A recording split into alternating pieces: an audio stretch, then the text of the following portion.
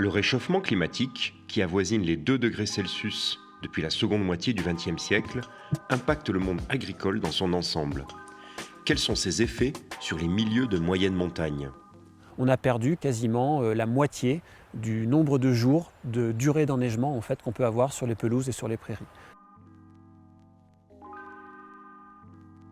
Ce qui est assez conséquent. Donc ça, c'est un premier effet du changement climatique qui peut impacter l'agriculture.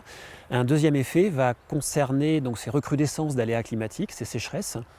Ce qu'on peut dire, c'est qu'on n'a pas eu de variation, par contre, d'évolution de la pluviométrie moyenne sur cette période. On a toujours la même pluviométrie moyenne. Par contre, ce qui a changé, ce sont l'hétérogénéité et la fréquence de ces pluies. Donc on a des années qui sont particulièrement sèches, d'autres qui sont particulièrement arrosées. On a donc des aléas de sécheresse qui sont de plus en plus importants, de plus en plus fréquents, de plus en plus intenses et qui peuvent impacter l'année de la sécheresse, la production agricole. Pour une meilleure compréhension de ces phénomènes, plusieurs projets d'études sont à l'œuvre, notamment ici, dans le massif du Vercors, celui baptisé Alpage Sentinelle. Donc c'est un projet qui court depuis le début des années 2010, quasiment 10 ans maintenant. Et c'est un projet qui s'intéresse vraiment à comprendre l'adaptation, à caractériser déjà le changement climatique en alpage. Comment est-ce qu'on peut le mesurer en termes de production du fourrage, en termes de diversité des espèces, en termes de température, de pluviométrie sur l'alpage, et ensuite le caractériser aussi en termes d'adaptation des pratiques de la part des éleveurs et des bergers. Donc on a déjà des premiers résultats qui peuvent montrer que des mélanges diversifiés de graminées sont un atout pour maintenir, pour sécuriser une production fourragère. Donc ça effectivement c'est un premier résultat au niveau de la moyenne montagne. Et après sur la partie alpage, sur la production, on a des résultats assez intéressants qui montrent qu'en d'une année à l'autre, sur les 10-15 dernières années, on a une variation qui peut aller de 20 à 35% de production de fourrage. Et c'est à peu près équivalent pour la qualité de ce fourrage, c'est-à-dire la qualité nutritive, on va dire, de ce fourrage.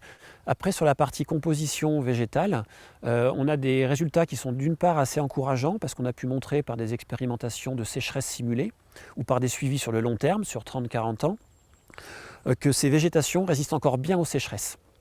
Et en résistant bien à ces sécheresses, elles ont une bonne résilience. Donc on voit qu'on a des végétations d'alpage qui globalement n'évoluent pas trop. Les végétations de moyenne montagne semblent être plus sensibles à ces aléas climatiques.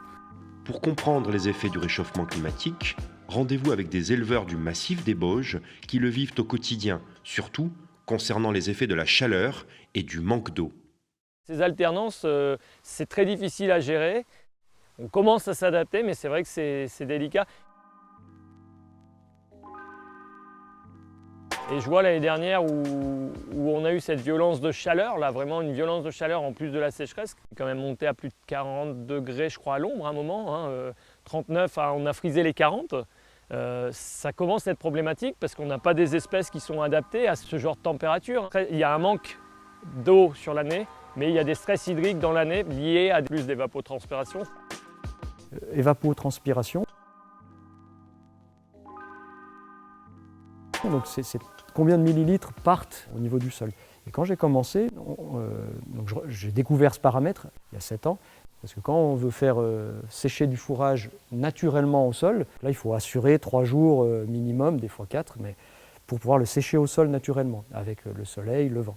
Donc au début, quand je regardais cette ETP, je disais « Ah, une belle journée à 3 mm, 3 mm de suite annoncé, c'est bon, en moins de 3 jours, on peut couper ce matin, en moins de 3 jours, il sera bien sec, on pourra le rentrer. » Et puis année après année, ce 3 mm qui était, il y a 7 ans, les plus belles journées qu'il y ait, c'est devenu 4, c'est devenu 5. L'année passée, il y a eu des journées à 8. Alors pour faire le foin, on peut dire c'est génial. Par contre, pour le reste de la prairie donc, qui a été coupée ou broutée et qui doit repousser, alors là, c'est impressionnant. Ça, des choses que chez nous, jusqu'à 10 ans en arrière, enfin même 5 ans en arrière, ça ne s'était jamais vu. Face à ces difficultés, quelles sont les adaptations mises en place ?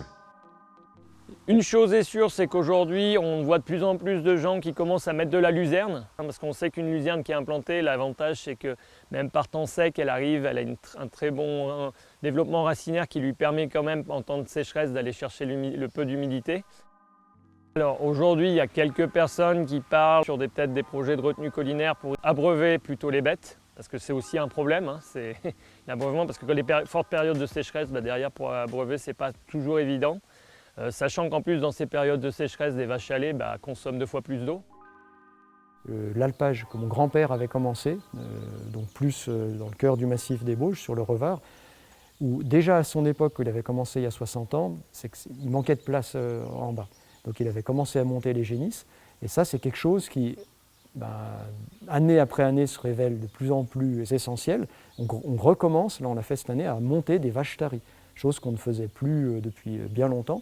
D'enlever des bêtes le plus tôt possible au printemps, et les laisser le plus tard possible en haut pour les ramener, donc laisser le maximum de nourriture aux laitières, et donc aussi faire un maximum possible de foin pour le stocker pour l'hiver.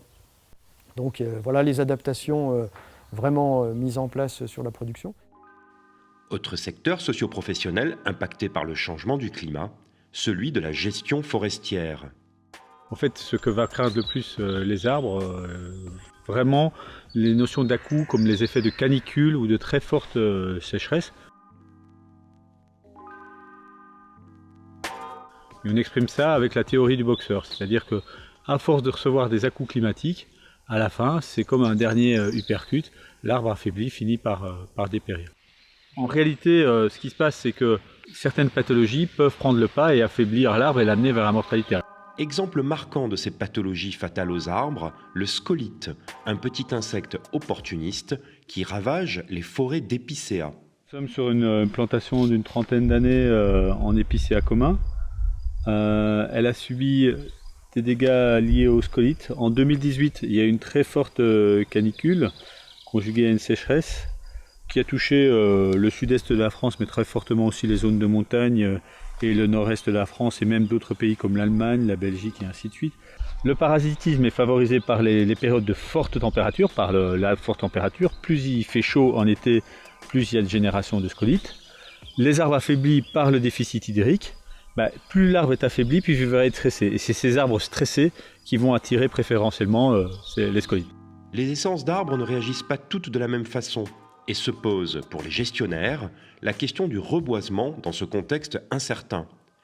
Pour y répondre, ils se dotent d'outils numériques comme BioClimSol, application qui regroupe les données pour une aide à la décision. Alors l'idée de l'outil, c'est d'abord de prendre les données climatiques. Donc on embarque dans la tablette les données climatiques. Ensuite, sur le terrain, l'opérateur va faire des mesures au niveau du sol, de la topographie. On va croiser le climat avec la topographie, le sol, l'essence, donc l'arbre qui est présent, et on va définir un niveau de vigilance. C'est-à-dire qu'on va dire, cette essence-là, dans ce contexte de climat actuel, vous avez plus ou moins de risque d'avoir du dépérissement. Et puis on va se projeter dans le futur avec le changement du climat. Ce qu'il faut comprendre, c'est qu'il faut changer de méthode de diagnostic, puisque le principal moteur de la croissance et de la vitalité des arbres, qui est le climat, évolue dans le temps. Le forestier ne peut plus se baser sur ses anciens outils, il est obligé d'avoir des outils évolutifs dans le temps qui incorporent les données climatiques et les données climatiques futures. Mais alors, cette remise en cause des modèles établis peut-elle ouvrir la voie à de nouvelles adaptations ? On s'aperçoit qu'il y a de la production maraîchère qui peut s'installer de plus en plus haut en montagne. Donc il y a des possibilités avec le réchauffement global moyen, l'allongement de la durée de végétation, que les personnes ou les éleveurs, les agriculteurs qui peuvent être parfois impactés ou soumis à des problèmes de production fourragère par rapport à l'élevage puissent diversifier en fait leur production, que ce soit par du maraîchage, que ce soit par de l'arboriculture, etc. ou de la vigne. Après, ce n'est pas forcément les mêmes métiers. Ça demande aussi une réorganisation, on va dire, au niveau du tissu du travail. Donc c'est un vrai cadre de réflexion. Mais en tout cas, ces opportunités-là, elles sont aujourd'hui réfléchies. Alors, comment envisager une réponse collective aux défis lancés par le climat ? Aujourd'hui, l'enjeu, il est de mettre autour de la table tous les acteurs du territoire.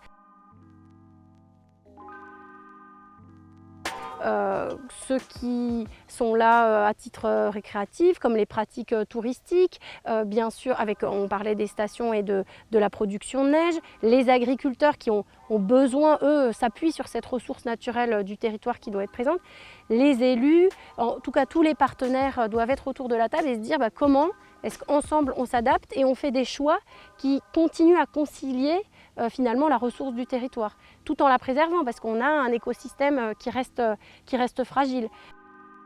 Pour atteindre cet objectif commun, le Parc naturel régional du Massif des Bauges élabore une nouvelle charte sur son territoire, y compris avec les urbains, tous proches, qui le visitent et y cohabitent. Il est important de construire cette charte de parc, ce projet de territoire avec ces urbains, puisque finalement l'enjeu, il est aujourd'hui la cohabitation de ces milieux urbains, ruraux. Donc il faut intégrer tout ça. Là encore, emmener tout le monde dans la même dynamique, une dynamique d'ailleurs qu'on sent de plus en plus appropriée par les citoyens, donc une charte qui se veut de plus en plus citoyenne aussi, et qui surtout se donne comme objectif la santé du territoire, mais la santé dans tous les sens du terme, la santé économique, la santé environnementale bien sûr, et la santé du bien vivre, du bien-être dans un paysage qui est préservé mais qui a su s'adapter aussi. Donc on revient aussi sur cette question d'adaptation.